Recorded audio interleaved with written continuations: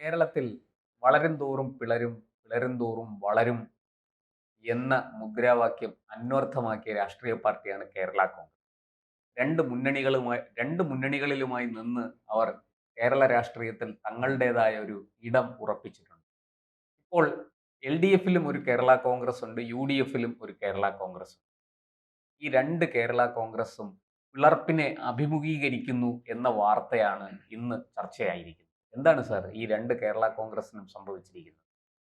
കേരള കോൺഗ്രസ് എന്ന് പറയുമ്പം പിളർപ്പേ ഉള്ളൂ ഓർമ്മ. പിളരാതിരിക്കാൻ എനിക്കാവതില്ല, കേരള കോൺഗ്രസ് അല്ലേ എന്ന് ഒരു കാവ്യരൂപത്തിൽ വേണേൽ നമുക്ക് പറഞ്ഞു വയ്ക്കാം. അതെ.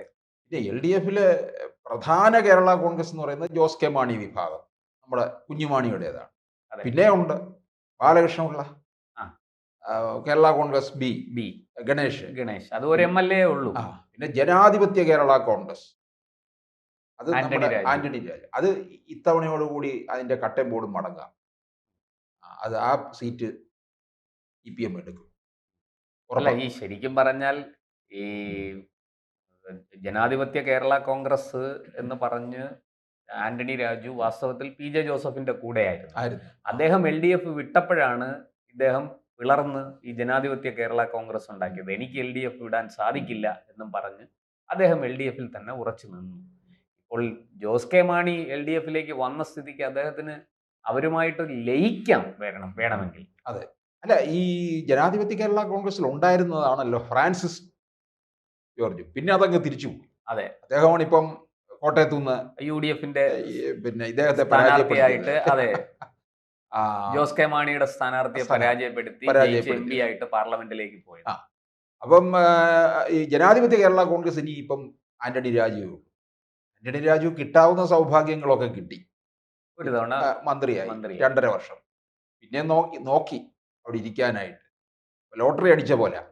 ഇനി ഈ സീറ്റ് CPM എടുത്തിരിക്കും, ഉറപ്പാ. തിരുവനന്തപുരം സീറ്റാണ്, പണ്ട് വെസ്റ്റ്. ഇനി അവിടെ മത്സരിക്കാൻ UDFിൽ തയ്യാറെടുപ്പ് തുടങ്ങിക്കഴിഞ്ഞു. ആർക്ക്? CMPക്ക് കൊടുക്കുകയാണ്. CMPയിലെ CP ജോൺ കൂടെ മത്സരിക്കും. പണ്ട് MV രാഘവൻ മത്സരിച്ച മണ്ഡലം കൂടി, തിരുവനന്തപുരം വെസ്റ്റ് വിജയിച്ചതാണ്. അതെ, 2001-ൽ. CP ജോൺ മണ്ഡലം കേന്ദ്രീകരിച്ചാണ് ഇപ്പൊ നിൽക്കുന്നത്.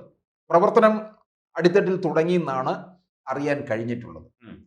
പിന്നെ മറുഭാഗത്ത് നമ്മൾ നോക്കുമ്പോൾ UDFിലെ ജോസഫ് വിഭാഗമാണ് പ്രബലം. പിന്നെ ജേക്കബ് ഉണ്ട്, അനൂപ് ജേക്കബ്. പിറവം മണ്ഡലത്തിൽ. പിന്നെ അവിടെ കേരള കോൺഗ്രസ് വേറെ ഒന്നുമില്ല. അപ്പൊ എന്തായാലും ഇപ്പം കേരള കോൺഗ്രസ് LDFിലുള്ള ബി, ബാലകൃഷ്ണപിള്ള ഗ്രൂപ്പ്, ഗണേഷൻ, അതങ്ങനെ നിൽക്കും. അത് ഗണേശൻ ഇനിയിപ്പോ B ആയാലും Q ആയാലും പത്തനാപുരത്ത് ജയിക്കും. ഗണേഷിനെ ഒന്ന് വീഴ്ത്താൻ വേണ്ടിയിട്ട് ജ്യോതികുമാർ ചാമക്കാല പത്തനാപുരം മണ്ഡലത്തിലൊക്കെ ക്യാമ്പ് ചെയ്യുകയാണ്, തോപ്പിച്ചേ അടങ്ങുമെന്നും പറഞ്ഞു. ചാമക്കാല ആ പ്രദേശത്താണല്ലോ, പത്തനാപുരം മണ്ഡലത്തിൽ തന്നെയാണ്. അദ്ദേഹം കഴിഞ്ഞ ലോക്സഭയിലും ഒക്കെ മത്സരിച്ചതാണ്. ഇതിനകത്ത് ഇതിപ്പം നമ്മൾ ചർച്ചയ്ക്ക് എടുക്കാൻ തന്നെ കാരണം, കഴിഞ്ഞ ദിവസം അടൂർ പ്രകാശ് പറഞ്ഞു, അടൂർ പ്രകാശ് UDF കൺവീനറാണ്, മുന്നണി വിപുലീകരിക്കുമെന്ന് പറഞ്ഞു. മുന്നണി വിപുലീകരിക്കുമെന്ന് പറഞ്ഞാൽ വേറെ സഖ്യകക്ഷികൾ വരുമെന്നാണല്ലോ അർത്ഥം. ഞാൻ അങ്ങനെ അർത്ഥമാക്കിയിരിക്കുന്നത്. ഞാൻ നോക്കിയപ്പോൾ വരാൻ സാധ്യതയുള്ളത് ഇവിടുന്ന് ഇറങ്ങിപ്പോയ ഒരാൾ തന്നെയാണ്. അത് ജോസ് കെ മാണി വിഭാഗമാണ്. പിന്നെ പോയത് അല്ല, പിന്നെ ഗണേശനുണ്ട്. ഗണേശൻ അങ്ങനെ പെട്ടെന്ന് ചാടി വരുമെന്ന് എനിക്ക് തോന്നുന്നില്ല ഇപ്പൊ തൽക്കാലം. UDFിലേക്ക് സാധ്യതയുള്ളത് ജോസ് കെ മാണിക്കാണ്. പിന്നെ ഈ പറഞ്ഞതുപോലെ ജനാധിപത്യ കേരള കോൺഗ്രസും അങ്ങോട്ട് പോയതാണ്. അതൊന്നും ഇനി വരത്തില്ല. എന്തായാലും ആന്റണി രാജുവിന് ഇനിയിപ്പോ വലിയ ഒന്നുമില്ല, രാഷ്ട്രീയത്തിൽ വലിയ റോളില്ല. പിന്നെ വേറെ ആരും വരാനില്ല. ഈ ജോസ് കെ മാണി വിഭാഗം 2021-ലാണ് അങ്ങോട്ട് പോയത്. 2021 പോയത് കൊണ്ടാണ് പിണറായി വിജയൻ അത്രയും കൂടെ സീറ്റ് കിട്ടിയത്. ഈ കേരള കോൺഗ്രസ് പൊതുവെ ക്രിസ്ത്യാനികളാണ് കൂടുതൽ. അപ്പൊ കൂടുതൽ ക്രിസ്ത്യാനികൾ ഉള്ളതായി ഏത് വിഭാഗത്തിന്റെ കൂടെയാണ്? മാണി വിഭാഗത്തിന്റെ കൂടെയാണ്. ഈ കുഞ്ഞുമാണിയുടെ കൂടെ ഉണ്ട്. ജോസ് കെ മാണി അങ്ങോട്ടേക്ക് ചാടിയത് തന്നെ പള്ളിക്കാരോടും പട്ടക്കാരോടും ഒക്കെ ചോദിച്ചിട്ടാണ് പോയത്, അല്ലാതെ അങ്ങനെ സ്വന്തം ഇഷ്ടപ്രകാരമൊന്നും അല്ല പോയത്. അപ്പം റാന്നി സീറ്റൊക്കെ കൊടുക്കുകയൊക്കെ ചെയ്തു. പ്രമോദ് നാരായണനാണ് അവിടുത്തെ MLA. അപ്പൊ അങ്ങനെ ജോസ് കെ മാണി പക്ഷെ അങ്ങോട്ട് പോയിട്ട് വലിയ തൃപ്തനൊന്നും അല്ല ട്ടോ. അതൃപ്തനാണ്. അവർക്ക് MLA-മാരുടെ എണ്ണം കുറവാണ്. പക്ഷേ കുറവാണ്. അവര് വന്നതുകൊണ്ട് LDF-ന് നേട്ടമുണ്ടായി. LDF-ന് നേട്ടമുണ്ടായി. പക്ഷേ പിന്നെ ജോസ് കെ മാണിയുടെ ബാർഗെയിനിങ് ഒന്നും അവിടെ നടക്കത്തില്ല. പിന്നെ ജോസ് കെ അതൊന്നും മാണിക്ക് നടക്കില്ല. ഇവിടെ രാജ്യസഭാ സീറ്റ് ഉണ്ടായിരുന്നു. അത് ഇവരുടെ ആനുകൂല്യം കൊണ്ടുണ്ടായിരുന്നതാ UDF-ന്റെ. അത് വിട്ട് അതങ്ങ് തിരിച്ചു കൊടുത്തിട്ട് LDF-ൽ പോയി. LDF പ്രത്യുപകാരമായിട്ട് അത് കൊടുത്തു. പിന്നീട് പാലയെ തോറ്റല്ലോ. അതെ അതെ തോപ്പിച്ചു എന്ന് പറയുന്നതായിരിക്കും ശരി. ശരി. അതെന്തുകൊണ്ടാണെന്ന് പലർക്കും അറിയാം. ആ ഈ ജോസ് കെ മാണിക്കാണെങ്കിലോ ഒരു മന്ത്രിസ്ഥാനം ഇല്ലാത്തത് വലിയ അസ്വസ്ഥത ഉണ്ടാക്കുന്ന അതെ, അതെ, കാര്യമാണ്. അതെ. കൊടിവെച്ച കാറ് കരിങ്ങോഴകൽ തറവാട്ടി കയറിയിട്ട് അത്ര കാലമായി. റോഷി അഗസ്റ്റിനൊന്നും ആ കൊടിവെച്ച കാറിൽ അങ്ങോട്ട് ചെല്ലാറുമില്ല. ഈ റോഷി അഗസ്റ്റിൻ പിണറായിയുടെ വലിയ ഇഷ്ടക്കാരനാണ്. അതെ. അപ്പോൾ ഈ ലീഗ് ഇതിനിടയ്ക്ക് കിടന്ന് ഈ ജോസ് കെ മാണിയുടെ പിന്നാലെ കിടന്ന് കറങ്ങുന്നുണ്ടായിരുന്നു, ഇപ്പുറത്ത് കൊണ്ടുവരാൻ വേണ്ടിയിട്ട്. കാരണം ലീഗ് LDF-ലേക്ക് അത്ര പെട്ടെന്ന് പോകത്തില്ല. ഒരു ഗതിയുമില്ലെങ്കിൽ മാത്രമേ പോകത്തുള്ളൂ.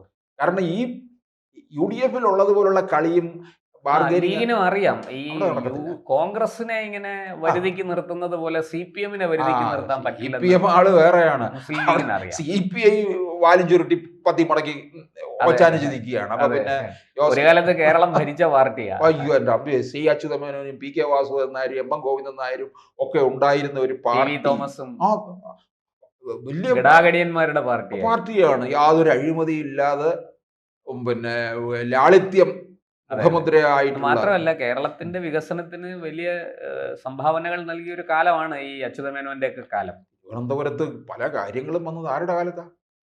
അച്യുതമേനോന്റെ കാലത്തല്ലേ. അന്ന് K കരുണാകരനെ പോലെ ഒരു അനിഷേധ്യനായ ഒരു നേതാവ്, ലീഡർ റീത്രയൊക്കെ ഒപ്പം വന്നത് ആരുടെ ഉണ്ടായിരുന്നു. കാലത്താ? റീത്ര മെഡിക്കൽ സെന്റർ അതെ. അച്യുതമേനോന്റെ കാലത്തല്ലേ. അച്യുതമേനോൻ നല്ല മനുഷ്യനല്ലേ. എവിടെ നിൽക്കുന്ന അദ്ദേഹം? മുഖ്യമന്ത്രി സ്ഥാനം കഴിഞ്ഞിട്ട് അദ്ദേഹം തമ്പാനൂർ പോയി KSRTC ബസ്സിൽ കയറി തൃശ്ശൂർക്ക് പോയ ആളാണ്. ബയോഡാറ്റ എഴുതിയ ഏറ്റവും അവസാനം എഴുതും കേരളത്തിന്റെ മുഖ്യമന്ത്രി ആയിരുന്നു. അത് അവസാനമേ ഉള്ളൂ. അങ്ങനെയൊക്കെയുള്ള പ്രത്യേകതയുള്ള അദ്ദേഹം.